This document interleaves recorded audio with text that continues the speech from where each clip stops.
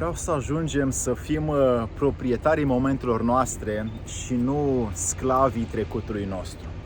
Vreau să ne măsurăm clipele, vreau să nu mai depindem, să nu mai fim condiționați de către ceilalți din afară și vreau să devenim independenți pentru propria noastră folosință, încât să fie cât mai autentică și originală, creatoare pe această suprafață a planetei pe care noi trăim. Când suntem condiționați de alții, suntem sclavi ai trecutului, ai repetiției programului de a funcționa cu ei și ne-am obișnuit ori să aibă alții grijă de noi, ori noi grijă față de alții și căutăm să stăm din nefericire într-o condiționare, într-o îngrijorare că se poate întâmpla ceva, că trebuie să-l ajutăm, că trebuie să fim ajutați și nu ieșim din această mentalizare a acestor procese. Vreau să ieșim, să ne eliberăm de aceste lucruri și să punem astăzi 3 forme esențiale ca să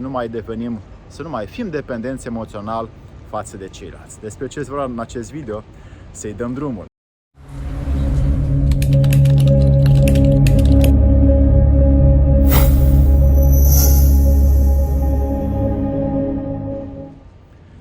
Prea înțelepții mei prieteni, vreau să punem astăzi 3 forme de eliberare ca să reușim să ne ajutăm unii pe ceilalți și să devenim independenți unii cu ceilalți, încât să știm ceea ce ne dictează nouă interiorul, să fim în relație, în conectivitate permanentă cu el. Așa cum și acești oameni din spatele meu pleacă acum în călătorie și sunt independenți de pământ,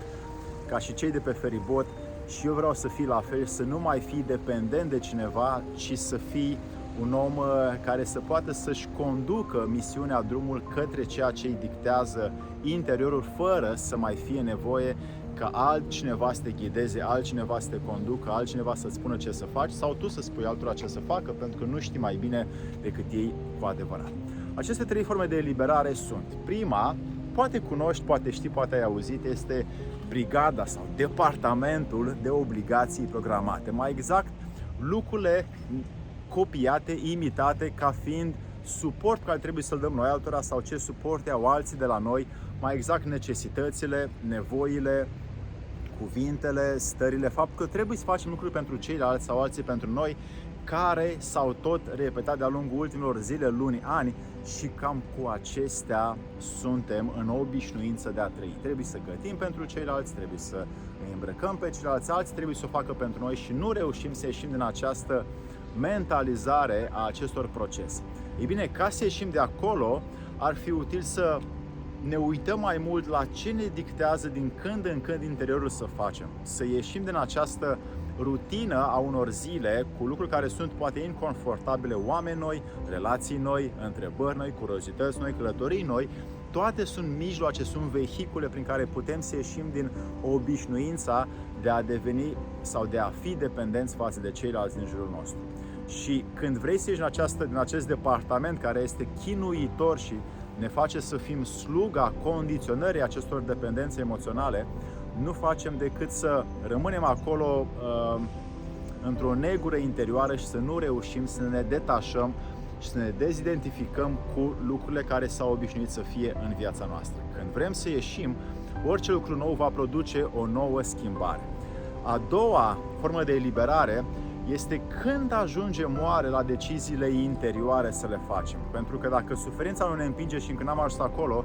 nu suntem pe drumul cel bun. Deciziile interioare, oricare ar fi ele, înseamnă obligația de a risca mai mult, de a decide mai mult, de a lua lucruri care sunt dificil de făcut și ne punem în situații inconfortabile, dificile, uneori să suferim pentru ceilalți ca să reușim să ne detașăm și să luăm o decizie interioară mai pertinentă, mai puternică. Orice decizie interioară este un nou drum ca să ne creăm, să devenim creatori, să devenim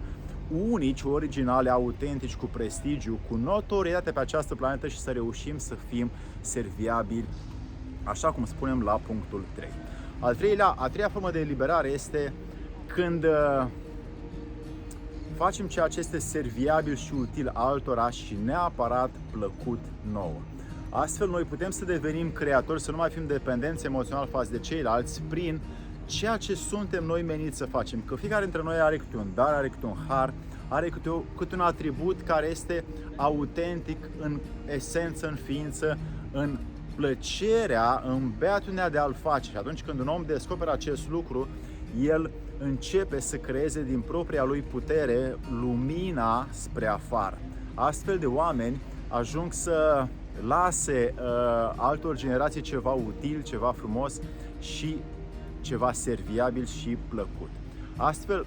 când te vei uita la tine și vei vedea ceea ce descoperi să faci plăcut ție și util altora, cum spunea și Nastatin Hoxha, Mullah Nasruddin în lumea arabă, că atunci când vrei să faci ceva original în viață, caută să faci ceea ce este util altora și plăcut ție. Cam în aceeași sintagmă o pun și eu aici, în care dacă alegi să fii un creator în această lume, vei reuși să dai mai mult altora din ceea ce este plăcut ție și vei ajunge să nu mai depinzi de alții, pentru că vei avea energie, vei avea entuziasm, vei avea putere și forță să determini din tine însuți sau însăți ceea ce tu ai de făcut. Astfel, în aceste trei forme de eliberare poți să ajungi să nu mai fii sclav al trecutului comportamental față de ceilalți, să nu mai fii condiționat de faptul că alții trebuie să te ajute, ci să fii tu creatorul propriilor tale măsuri interioare pentru care tu ai primit un timp dat, o lumină interioară care trebuie să o crești, pentru că asta e datoria ta în această lume. Dacă nu o să o faci, o să rămâi un om în propria închisoare care nu ai cum să scapi de acolo și vei fi doar un om care va fi serviabil la 1, 2, 3, 4, 5 oameni, poate cei mai aproape, părinții și copiii, și care ei sunt doar vehicule ca să fii tu însuți, ca să fii tu însăți autentică. Ei nu sunt veniți aici pe această planetă ca tu să ai în continuu grijă de ei. Ei sunt veniți ca să experimenteze prin propria lor condiție ceva și să învețe din propriile lor greșeli și măsuri și decizii. Dacă tu îți vei asuma tot timpul să faci lucruri pentru ceilalți, nu o să-i lași pe ei să învețe, să experimenteze, să înțeleagă, să caute, să fie curioși, pentru că tu îi vei servi cu informații, cu haine, cu mers la școală, cu mâncare. Tu vei fi tot timpul sluga acest lucru și acei oameni nu vor putea să experimenteze adevărata bucurie și învățătură a acestei experiențe în această viață. Așa putem să ne detașăm, să ne eliberăm de aceste forme și dependențe emoționale și dacă vrei să vezi mai multe videouri despre acestea, subscribe în linkul de mai jos, în butonul de mai jos, cu tot clopoțel, ca să reușim să fim cu toții conectați cu noi înșine și după aia serviabili cu ceea ce este în afara noastră. Să-ți fie de bine!